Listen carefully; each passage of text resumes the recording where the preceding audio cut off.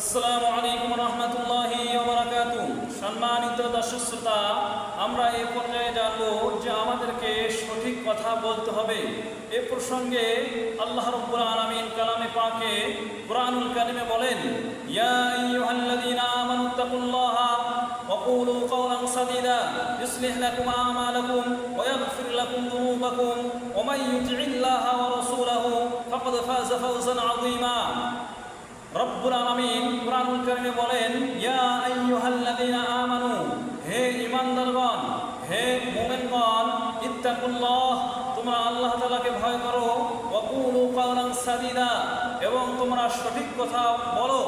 যদি তোমরা আল্লাহ তাআলাকে ভয় করতে পারো আর সঠিক কথা বলতে পারো, তাহলে আল্লাহ তাআলা ইউসলিহ লাকুম আমালাকুম, আল্লাহ তাআলা তোমাদের কর্মগুলিকে, তোমাদের আমলগুলিকে সংশোধন করে দেবেন।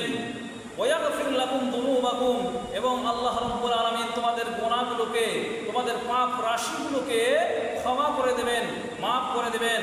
ওয়া মান ইউতি'ইল্লাহা ওয়া রাসূলাহু ফাকাদ ফাযা ফাওজান আযীমা, আর যারা আল্লাহ এবং আল্লাহর রাসূলের আনুগত্য করবে তারা সফলকাম হবে, তারা সফলতা অর্জন করতে পারবে।